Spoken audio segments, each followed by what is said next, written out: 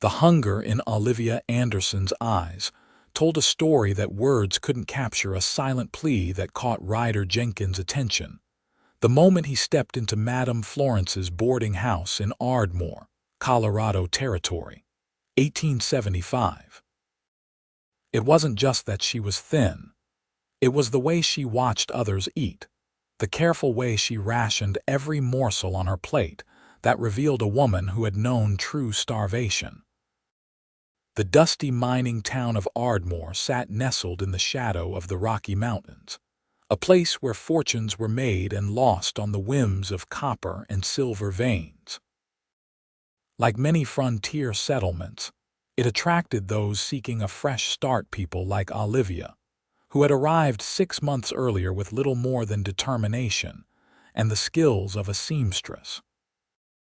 Ryder pulled his hat from his head as he approached the counter where Madame Florence, a round-faced woman with streaks of gray in her dark hair, was tallying the day's accounts. "Afternoon, madam," he said, his voice carrying the slight drawl he'd acquired during his years driving cattle up from Texas.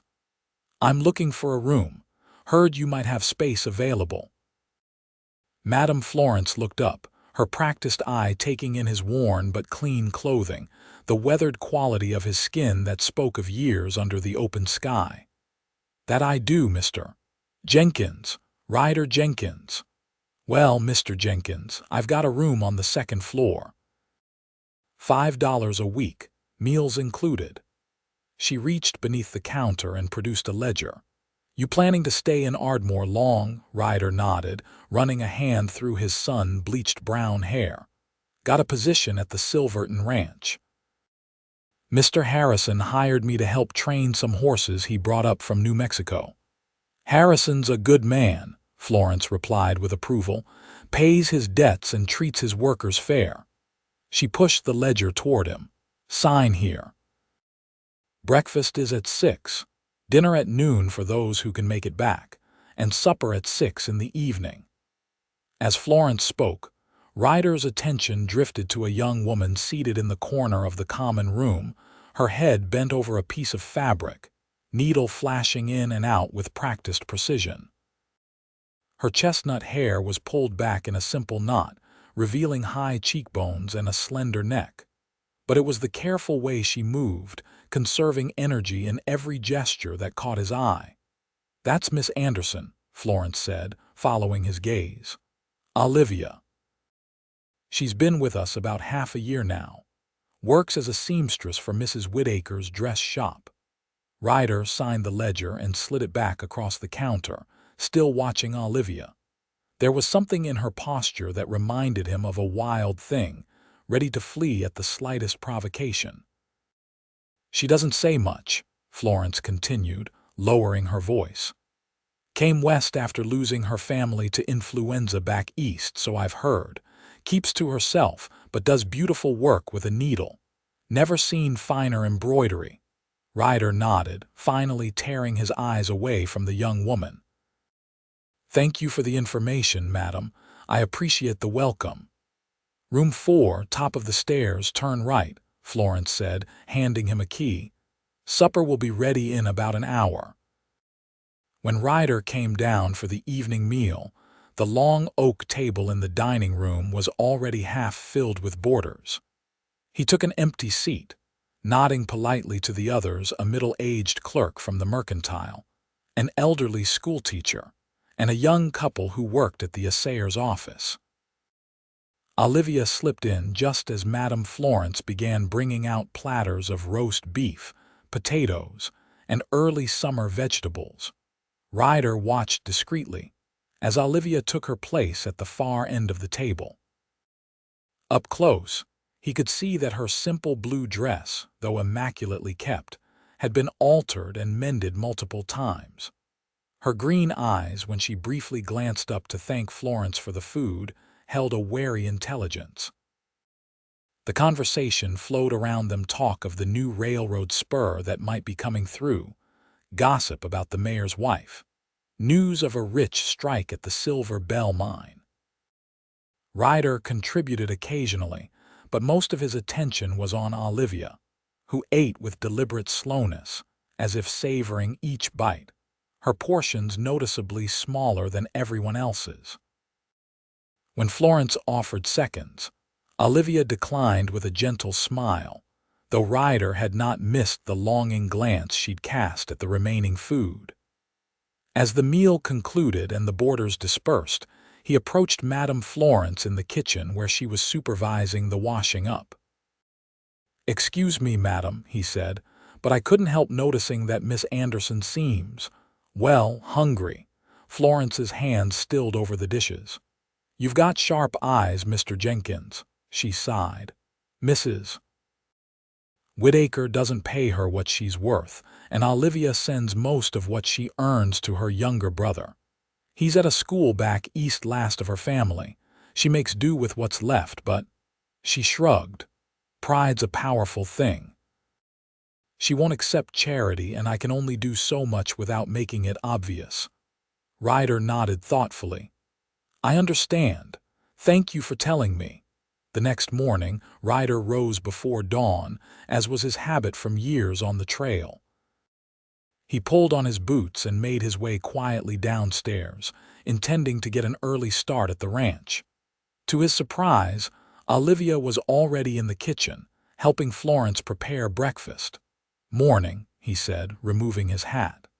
Olivia startled slightly, then composed herself. "Good morning, Mr. Jenkins," she replied, her voice soft but clear. "Please call me Ryder." A hint of a smile touched her lips. "Olivia Anderson," she offered. "Miss Anderson is my early bird," Florence said, sliding a platter of biscuits into the oven. "Always up with the sun." "Old habits," Olivia said with a self-deprecating shrug. "My father believed in starting the day early." Ryder nodded. "Mine too," said the morning hours were worth double. For a moment, something warm flickered in Olivia's eyes, but she quickly turned back to kneading dough for the next batch of biscuits. "Don't suppose I could get a cup of coffee before I head out?" Ryder asked. "Mr. Harrison wants me at the ranch by sunrise." "Help yourself," Florence said, gesturing to the large pot on the stove. "And take a biscuit from yesterday for the road. No sense working on an empty stomach." Ryder thanked her and poured himself a cup of strong black coffee. As he reached for a biscuit from the covered plate on the counter, an idea began to form in his mind. That evening, when he returned to the boarding house, he carried a small package wrapped in brown paper.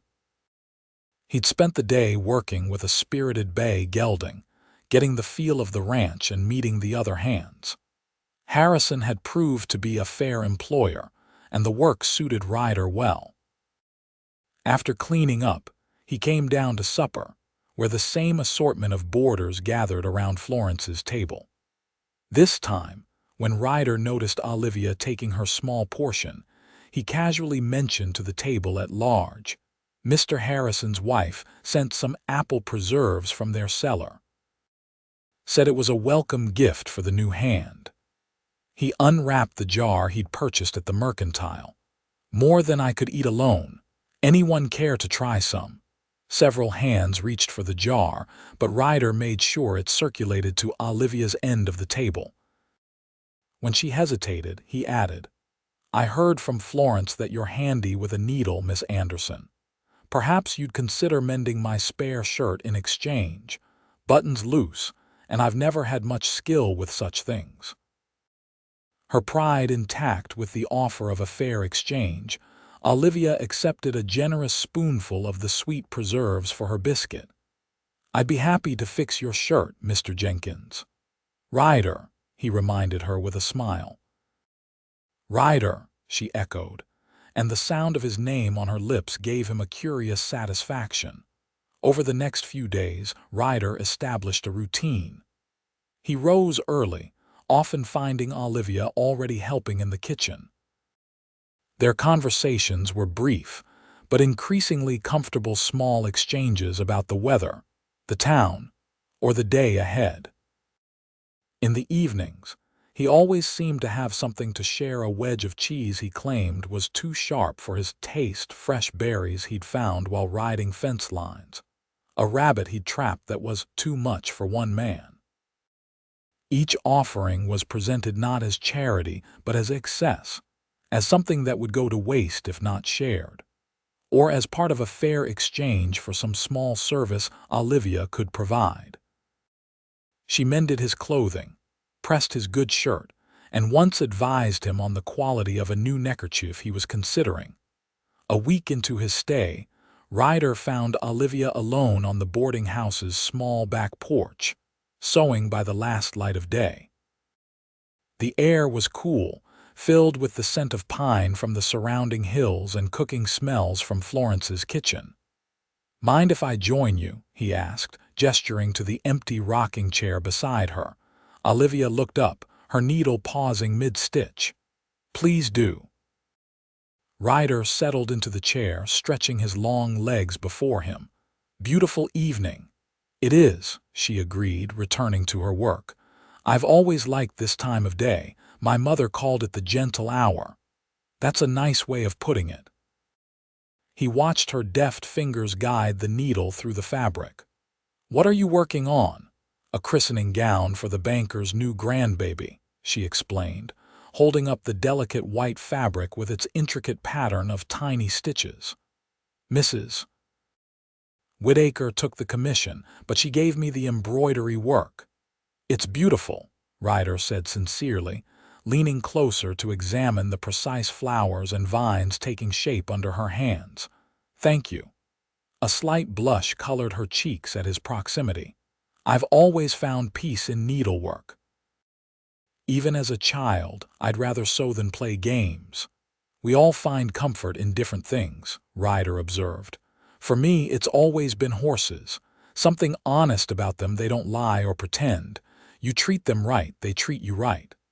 Olivia nodded.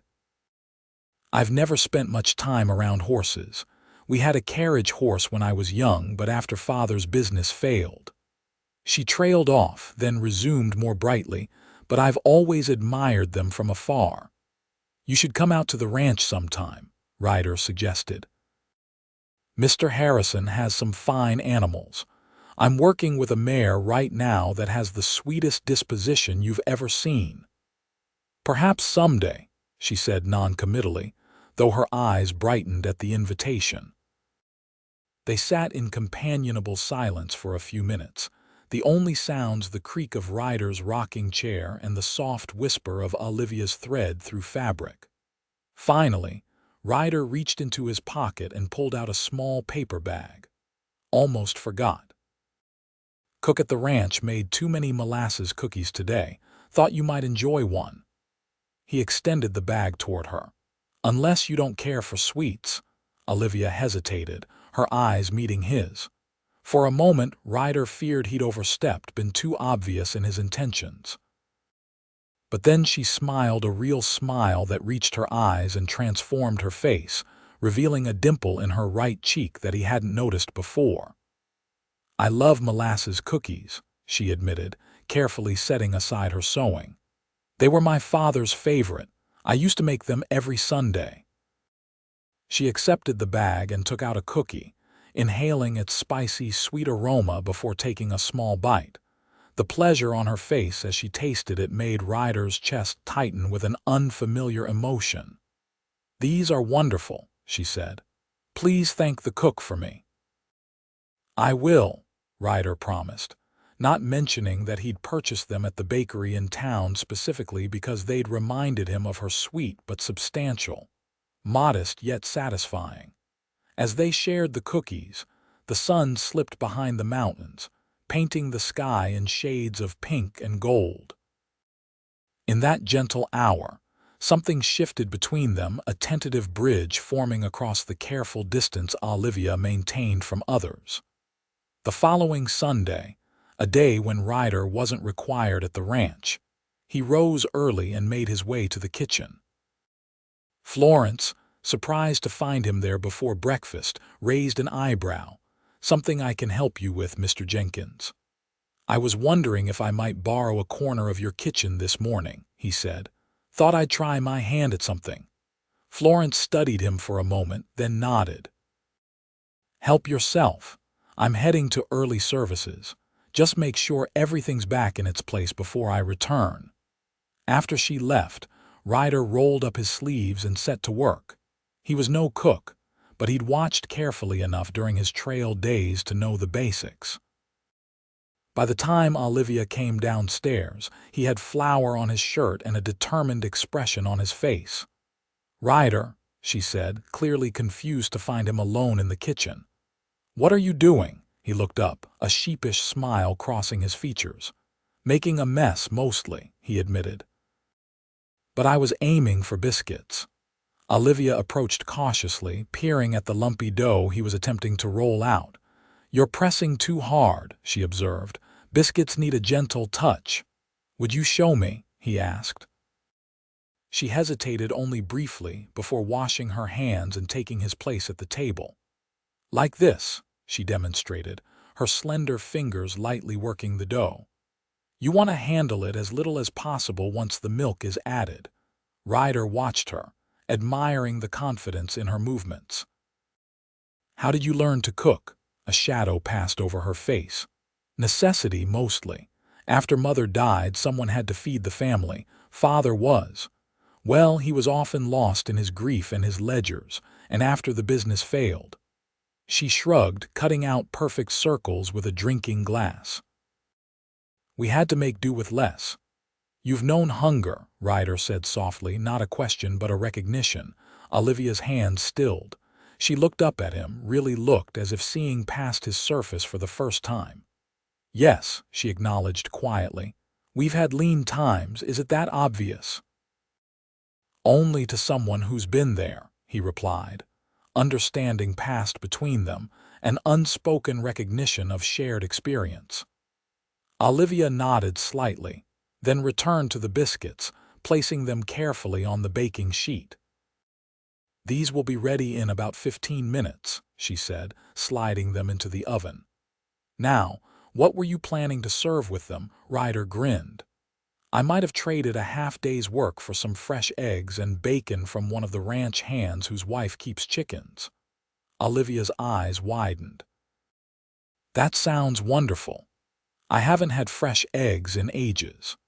Together, they prepared the rest of the meal, Ryder frying the bacon while Olivia scrambled the eggs with a bit of wild onion and the last of the previous night's boiled potatoes. The kitchen filled with delicious smells and easy conversation as they worked side by side. When everything was ready, Ryder set two places at the kitchen table rather than in the formal dining room. He pulled out Olivia's chair with an exaggerated flourish that made her laugh, a clear, bright sound that seemed to surprise her as much as it delighted him. "A feast fit for royalty," he declared as they sat down. "All thanks to your biscuit-making skills," she teased, her eyes dancing with humor. "I think we both know whose skills saved breakfast," he countered, watching with satisfaction as she filled her plate without hesitation. They ate together in the quiet kitchen, sunlight streaming through the windows, creating a private world away from the curious eyes of the other boarders. Olivia told him about her brother Timothy, 16 and studying to become a teacher, his education paid for by her careful saving. Ryder shared stories of his years on cattle drives, the characters he'd met, and the landscapes he'd crossed. "What brought you to Ardmore?" Olivia asked as they washed the dishes together afterward. "It's not exactly on the main trails." Ryder handed her a plate to dry. "Truth is, I was looking to put down some roots. Been drifting since I was 17. Ardmore seemed as good a place as any, small enough to know your neighbors, big enough to find work. When I heard about the position at Silverton Ranch, it felt right." "And has it? Felt right, I mean." He looked at her, at the wisps of hair that had escaped her neat bun, at the color that had returned to her cheeks in recent days. "More right than I expected," he said honestly. A blush spread across Olivia's face, and she turned her attention back to the dish in her hands. Florence will be back soon. We should finish here. Would you walk with me this afternoon? Ryder asked suddenly. Weather's fine, and I found a nice spot by the creek yesterday. Thought you might like to see it. Olivia hesitated, uncertainty flickering across her features. I should work on the christening gown. Just for an hour, he pressed gently. Fresh air does wonders for tired eyes, my grandmother always said, and I packed some of those cookies you liked. At the mention of his grandmother, something softened in Olivia's expression. An hour, she agreed with a small smile. Let me change my apron. That afternoon marked a turning point. As they walked along the creek that ran at the edge of town, Olivia gradually relaxed, her usual reserve melting away in the warm sunshine. She told Ryder more about her life before coming west, her childhood in Pennsylvania, her father's failed hardware business, the devastating winter when influenza took both her parents within weeks of each other. Timothy was just 14, she said, watching the play of light on the water.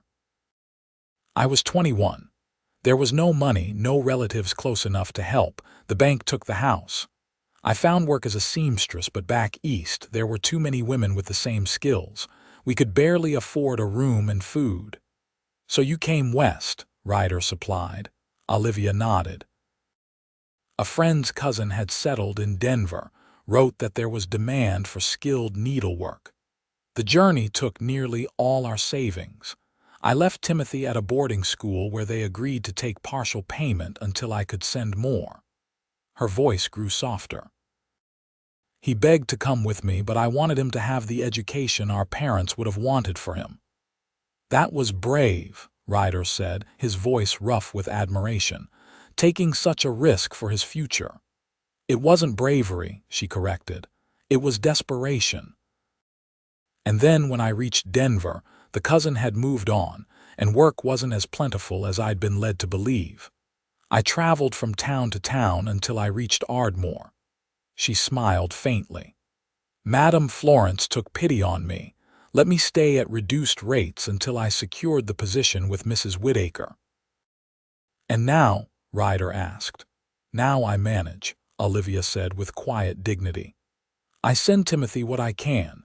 Mrs. Whittaker pays me less than she should, but more than I might find elsewhere. I'm not ungrateful. Ryder's jaw tightened at the injustice, but he said nothing. Instead, he reached into his pocket and drew out a small parcel wrapped in waxed paper. Speaking of managing, I believe I promised cookies. The delight on her face as she accepted one made the anger fade from his heart. They sat on a fallen log by the creek, sharing cookies and watching a pair of squirrels chase each other through the trees. Your turn, Olivia said after a while. Fair exchange, remember, I've told you my story. Ryder leaned back, considering what to share. Not much to tell. Grew up on a small ranch in South Texas. Father died when I was 16, caught in a flash flood while moving cattle. Mother tried to keep the place going, but he shrugged. Drought came, then creditors. By the time I was 17, there was nothing left to save. What happened to your mother? Olivia asked gently. She went to live with her sister in San Antonio. I stayed on as a hand at the neighboring ranch for a while, then started working cattle drives. His voice grew distant with memory. 12 years on the trails, Texas to Kansas, Colorado, even up to Montana once. Not an easy life, but it suited me, or I thought it did. And now, Ryder looked at her, really looked, taking in the delicate curve of her cheek, the quiet strength in her posture. Now I'm thinking there might be more to life than just moving from one place to the next. The air between them seemed to still, charged with possibility. Olivia looked away first, tucking a strand of hair behind her ear. It's getting late, she murmured. I should return to finish my work. Ryder stood and offered his hand to help her up. When her fingers touched his, he felt a spark of connection that lingered even after she'd withdrawn her hand. They walked back to the boarding house in companionable silence, both aware that something fundamental had shifted between them. though neither ready to name it yet. The days that followed fell into a pattern. Ryder worked long hours at the ranch, returning each evening with some small offering wild strawberries found on a hillside, fresh milk from the ranch's cow, a chunk of honeycomb from a hive the ranch hands had discovered. On Sundays, they cooked breakfast together in Florence's kitchen, then often walked by the creek or through the small town. Olivia began to flourish under his attentions. Her face lost its gaunt look, her steps grew lighter, and she laughed more easily. The other boarders noticed the change, exchanging knowing glances when Ryder and Olivia sat together on the porch in the evenings. She with her needlework, he whittling small wooden figures that he claimed were practice for passing time, but often ended up as gifts for her. One Tuesday evening in late June, Ryder returned to the boarding house later than usual, his expression troubled. He found Olivia on the porch, working on a delicate lace collar by the light of a lantern. "You're late," she observed, looking up with a smile that faded when she saw his face. "What's wrong?" Ryder sank into the chair beside her, removing his hat and running a hand through his hair. "Mrs. Whitaker came to the ranch today," he said without preamble. "She was commissioning a gift for her husband, leather work from Miguel, one of the hands who does fine tooling." Olivia waited, her needle suspended mid-stitch. "She was boasting about her dress shop," Ryder continued, his voice tightly controlled. "About the bargain she'd found in a desperate seamstress willing to work for half what others would charge, how it allowed her to undercut her competition in Denver." Color drained from Olivia's face. She set her sewing carefully in her lap. "I see." "She was wearing a shawl," Ryder said. "Fine blue silk with embroidered birds. Said it was her girl's work, but that she'd paid only a pittance for the labor because the girl would work for scraps." His hands clenched into fists. "I recognize those birds, Olivia. They're the same design you were working on last month." Olivia's eyes dropped to her hands. "Mrs. Whitaker has been good to me, Ryder. She gave me work when she's been exploiting you," he interrupted, his voice rough with anger. "That shawl alone is worth more than what she pays you in a month. I saw what she charges for it in her shop window." "What would you have me do?" Olivia asked, a rare flash of frustration breaking through her composure. "Leave? There's no other seamstress work in Ardmore. I have Timothy to think of." "You could sell your work directly," Ryder suggested. "Set up your own shop." "Your skill is worth 10 of Whitaker's." Olivia laughed, a bitter sound unlike her usual gentle humor. "With what money, on whose property? Who would extend credit to a woman alone?" She shook her head. "This isn't a fairy tale, Ryder. I'm fortunate to have what I have." "It isn't right," he insisted. "Few things are," she replied softly. "But we endure, we adapt." She gathered her sewing and stood. "I'm tired. Good night, Ryder." He watched her go, frustration churning inside him. That night, he lay awake for hours, turning over possibilities in his mind, searching for a solution that would preserve Olivia's pride while improving her circumstances. The next morning, Ryder was already gone when Olivia came down to help with breakfast. Florence, kneading dough with vigorous movements, gave her a speculative look. "Your cowboy left at first light," she said. "Seemed in quite a hurry." "He's not my cowboy," Olivia responded automatically, tying an apron around her waist. Florence snorted. "Tell that to someone who hasn't watched you two making eyes at each other these past weeks." She softened her words with a kind smile. "He's a good man, Olivia. Reminds me of my Henry, God rest him." Olivia busied herself with setting the table, avoiding Florence's knowing gaze. "We're just friends." "If you say so," Florence replied, unconvinced. "Well, your friend asked me to tell you he'd be late tonight, said not to wait dinner." All day, as Olivia sat in Mrs. Whitaker's back room stitching delicate lace onto collars. Her mind kept returning to the previous night's conversation. Had Ryder been right about Mrs. Whitaker's exploitation? Was Olivia allowing herself to be taken advantage of? But what alternatives did she have, really? By evening, when Ryder still hadn't returned, she found herself watching the window, concern growing with each passing hour. It wasn't like him to miss supper without word. Finally, just as Olivia was preparing to retire for the night, the front door opened and Ryder strode in, dust-covered but with a triumphant gleam in his eye. "Come with me," he said without preamble, extending his hand toward her. "Ryder, it's nearly 10 o'clock," Olivia protested, even as she found herself standing. "Please," he said, his voice gentling. "I have something to show you." Curious despite herself, Olivia fetched her shawl. Florence, emerging from the kitchen, raised an eyebrow but said nothing as they departed. Outside, the night was clear, stars scattered like diamonds across the velvet sky. Ryder led Olivia through the quiet streets of Ardmore to the town's small commercial district. He stopped before a narrow building nestled between the cobbler's shop and the telegraph office. "What do you think?" he asked, gesturing toward the darkened storefront with its large front window. Olivia looked at the empty shop in confusion. "About what?" "About this as the location for your dress shop," Ryder said, his eyes bright with excitement.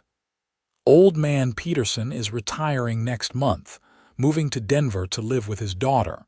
The space will be available." "Ryder," Olivia began cautiously. "I told you, I know what you told me," he interrupted. "And I listened. But I've been thinking." He guided her to a bench across the street, sitting beside her. "Mr. Harrison's wife came to the ranch today to look at a mare. She was wearing one of your embroidered handkerchiefs, said Mrs. Whitaker had sold it to her for $5. Olivia's eyes widened. $5? Mrs. Whitaker paid me 50 cents for the work. "Exactly," Ryder said grimly. "While Mrs. Harrison was there, I mentioned that I knew the woman who had actually created the piece.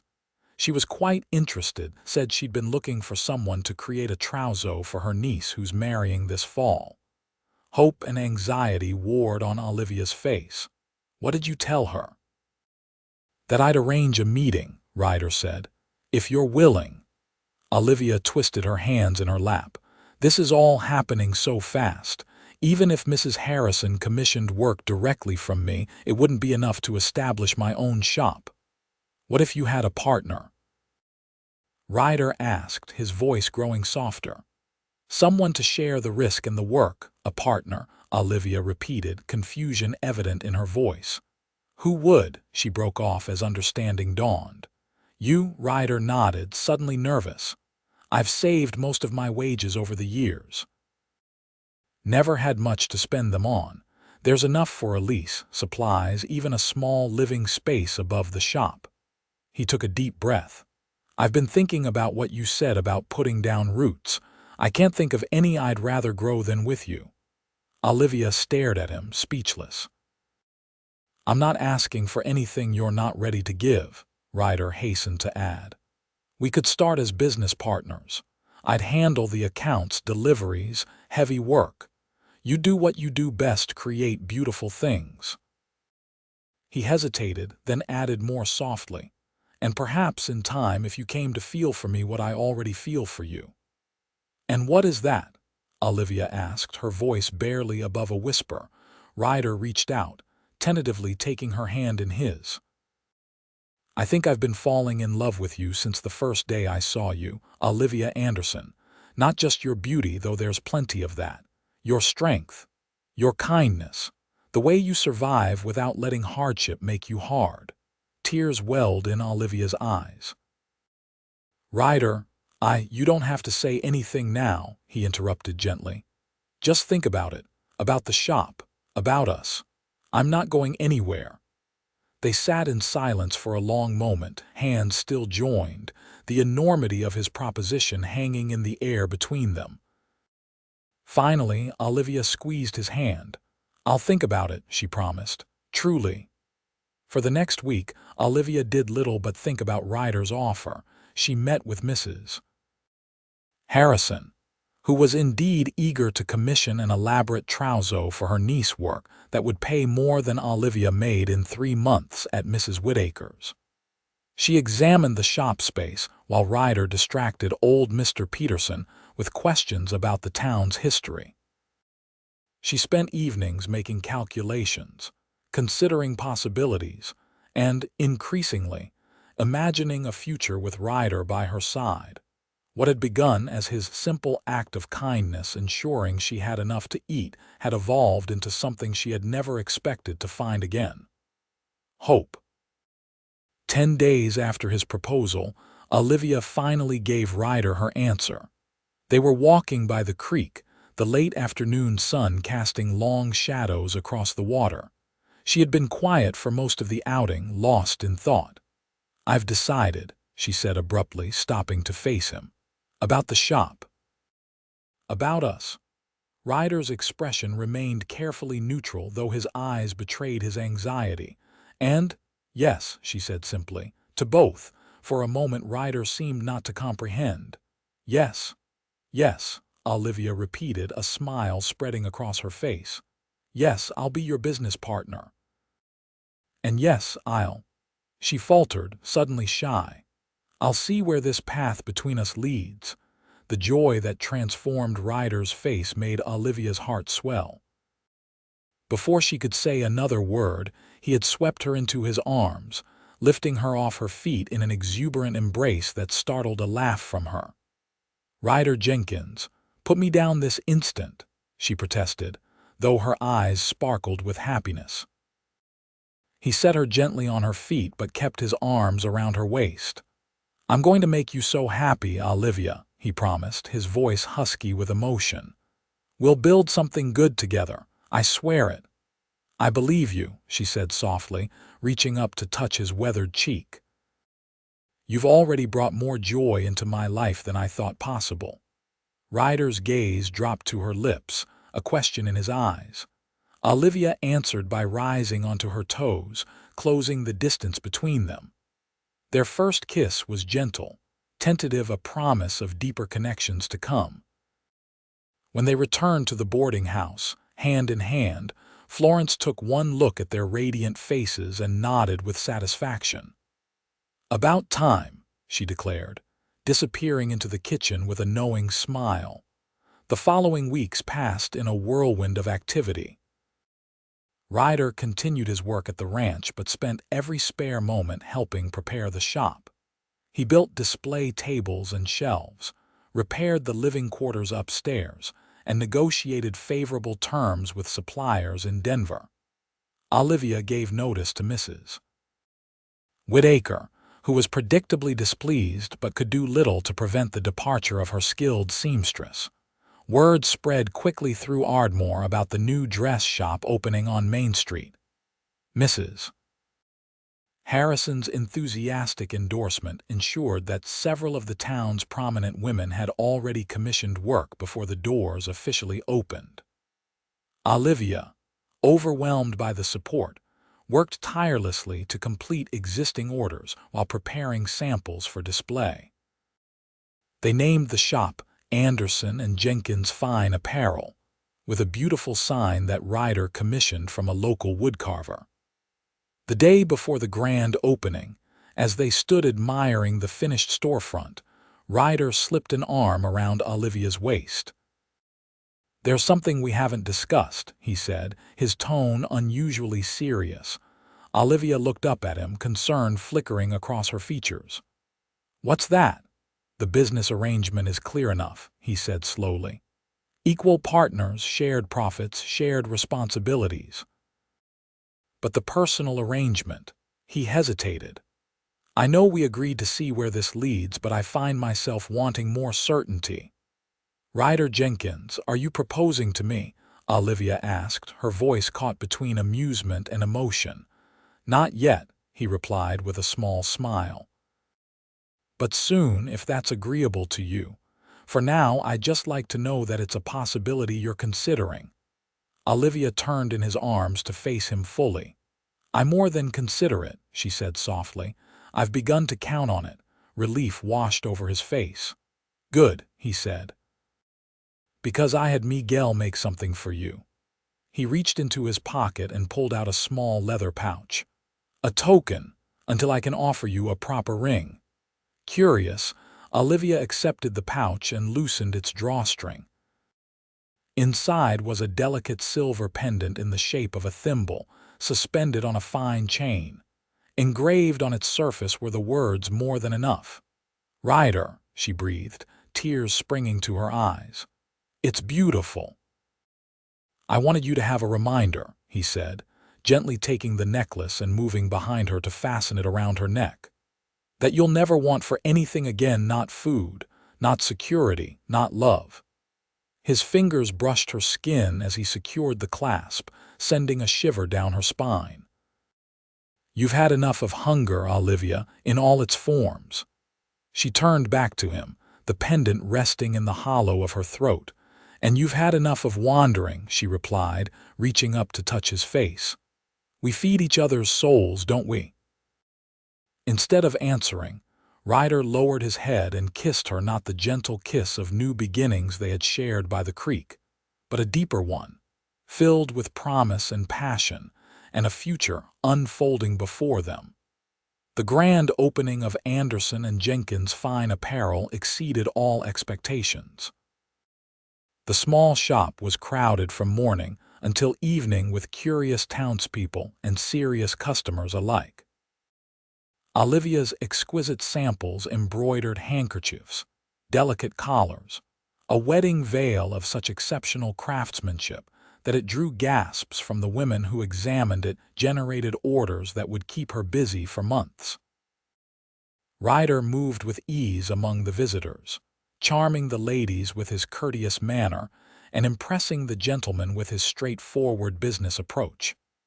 By day's end, when they finally closed the door behind the last customer, Olivia collapsed onto a chair, exhausted but elated.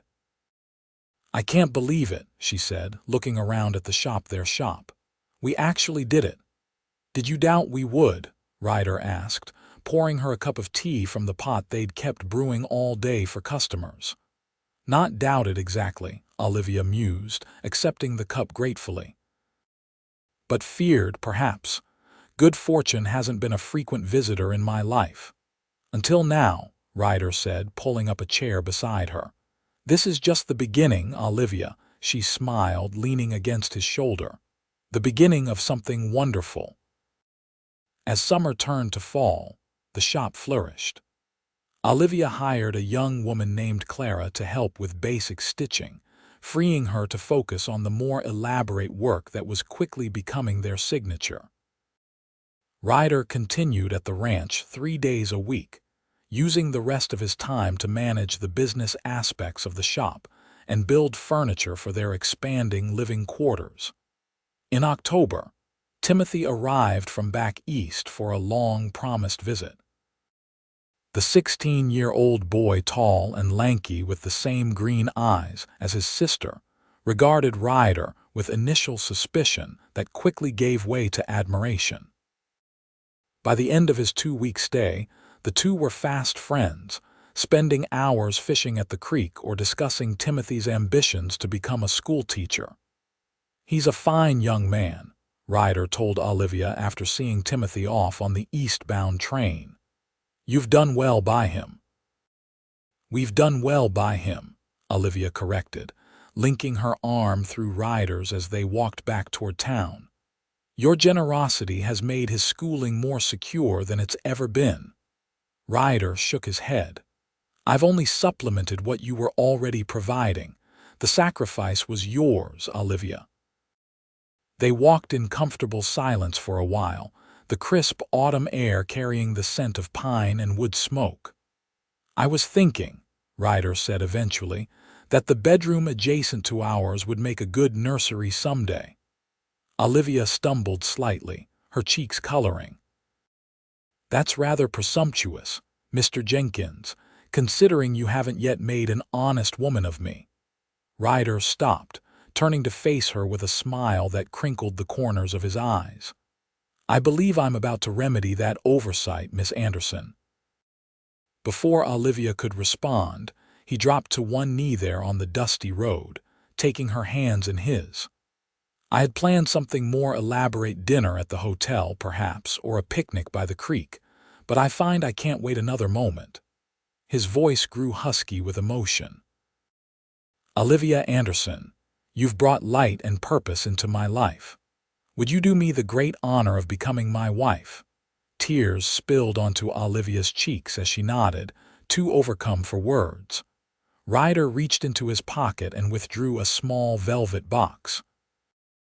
Inside was a gold ring with a modest diamond that caught the afternoon sunlight. "It was my mother's," he explained, sliding it onto her finger. "She sent it when I wrote to her about you." "It's perfect," Olivia whispered, admiring the way it fit as if made for her hand. "And yes, Ryder Jenkins, I will marry you. With all my heart, yes." He rose and gathered her into his arms, kissing her with such tenderness that fresh tears threatened. When they finally continued their walk back to town, Olivia's hand securely in his, the future stretched before them like an open road filled with promise. They were married on the first day of December in Ardmore's small church, with Florence beaming from the front pew and Timothy standing proudly as Ryder's best man, having returned for the occasion. Clara served as Olivia's bridesmaid, and Mr. Harrison gave the bride away, an honor he accepted with unexpected emotion. Olivia wore a dress of her own creation, cream-colored silk with delicate embroidery along the bodice and hem, simple yet elegant. Ryder, in a new suit that made him look somehow both distinguished and slightly uncomfortable, couldn't take his eyes off her as she walked down the aisle toward him. "You are the most beautiful woman I've ever seen," he whispered as she reached his side. "And you are the kindest man I've ever known," she replied softly. Their vows were traditional but spoken with such genuine feeling that several of the guests dabbed at their eyes.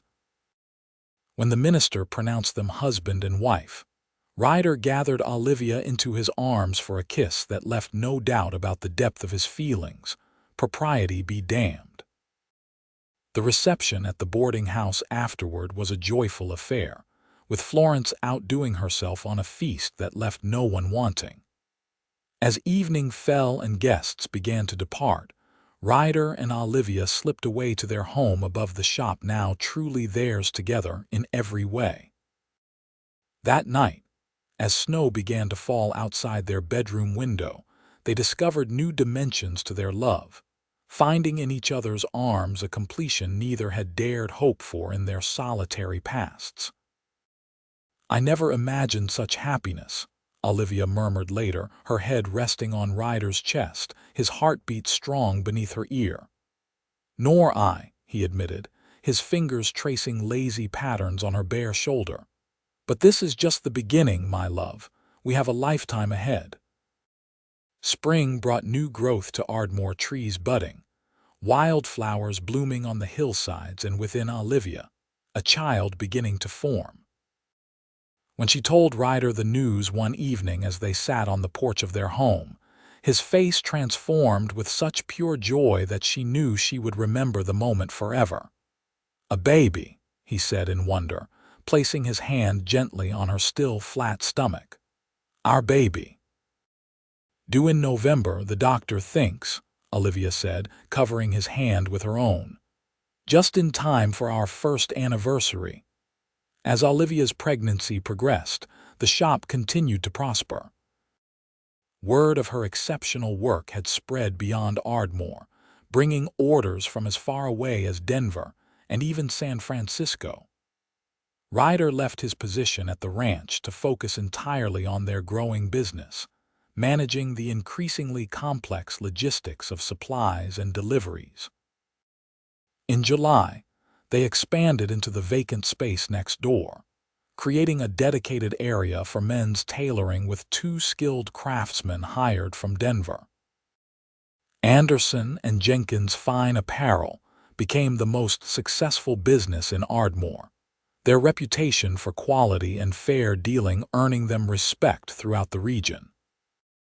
Timothy graduated with honors from his school that spring and accepted a teaching position in a town just 30 miles from Ardmore, close enough to visit regularly.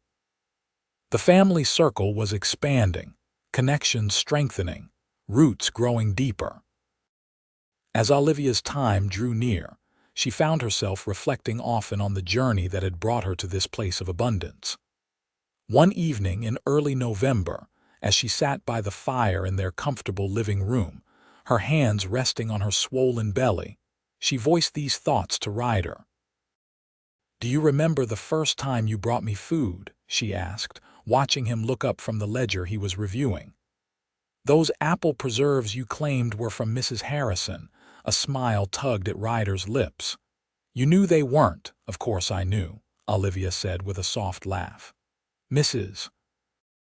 Harrison was famous for her peach preserves, not apple, but you gave me a way to accept help without sacrificing my pride." She reached for his hand. "You fed my body, but more importantly, you nourished my spirit." Ryder set aside the ledger and moved to kneel beside her chair, his hand joining hers on her belly, where their child turned and kicked beneath their touch. "And you," he said earnestly, "you fed my soul, Olivia. You gave me purpose, belonging, love, things I'd been hungry for without even knowing it." "We saved each other," she whispered, leaning forward to kiss him gently. 3 days later, after 14 hours of labor that tested Olivia's endurance and Ryder's nerves, their son was born, a robust boy with a shock of dark hair and his mother's green eyes. They named him Samuel Timothy Jenkins, honoring both Ryder's father and Olivia's beloved brother. As Ryder held his son for the first time, gazing down at the tiny face that somehow combined features from both of them, he felt a completeness he had never imagined possible. This was what it meant to have roots, to belong, to create something lasting. "He's perfect," he murmured, carefully returning the baby to Olivia's arms, "just like his mother." "Not perfect," Olivia corrected, smiling tiredly, "but blessed, as are we all." Over the years that followed, their family and business continued to flourish. 2 more children joined Samuel Emmer Rose 3 years later, and Daniel Ryder 2 years after that. The shop expanded twice more, eventually occupying half a block of Ardmore's Main Street and employing over 20 people. Timothy married Clara, Olivia's first assistant, in a ceremony that brought tears to his sister's eyes as she watched the shy seamstress become her sister in truth as well as affection.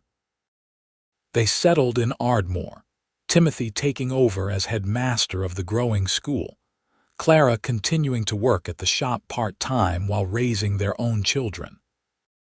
As Ardmore prospered, largely due to the stable employment provided by businesses like Anderson and Jenkins, Ryder found himself increasingly involved in town affairs. When the position of mayor opened in 1888, 13 years after he'd first arrived in town, the community leaders approached him about running. "They want me to be mayor," he told Olivia that evening, his voice reflecting his disbelief. "Me, a former drifter with no formal education." "They want you because you're fair and honest and care about this town," Olivia replied, setting aside the christening gown she was creating for Clara's expected baby. "And because you have vision. Look what you've built here." "What we've built," Ryder corrected, pulling her into his arms. At 43, there was silver at his temples and lines fanned from the corners of his eyes, but to Olivia he was more handsome than ever. "I couldn't have done any of it without you. Partners in all things," she agreed, kissing him softly. "Always." Ryder won the election handily and served 3 terms as mayor. overseeing Ardmore's transition from mining town to regional commercial center. Under his leadership, the town established a proper hospital, expanded the school, and built a library that bore the Jenkins name in recognition of the family's generous contribution to its funding. Through it all, through prosperity and occasional setbacks, through the challenges of raising 3 strong-willed children and managing a growing business, through illnesses and arguments and reconciliations, the foundation of their partnership remained unshakable, built on mutual respect, shared purpose, and a love that had begun with a simple act of kindness. On their 25th wedding anniversary, their children hosted a celebration at the Grand Hotel, inviting half the town to honor the couple who had contributed so much to Ardmore's development. As Olivia and Ryder stood to acknowledge the heartfelt toasts, Olivia found herself momentarily overwhelmed by the journey they had traveled together. "I don't know what to say," she admitted to the gathering, her voice soft but carrying clearly through the decorated dining room. "Except that I am profoundly grateful for all of you, for this community that became our home, for our beautiful children and grandchildren." She turned to Ryder, her eyes shining. "And most of all for this man who saw a hungry woman and didn't just feed her body, but nourished her dreams." Ryder, not usually given to public displays of emotion, took her hand and raised it to his lips. "And I am grateful for the woman who taught me that true wealth isn't measured in dollars or property, but in love freely given and received."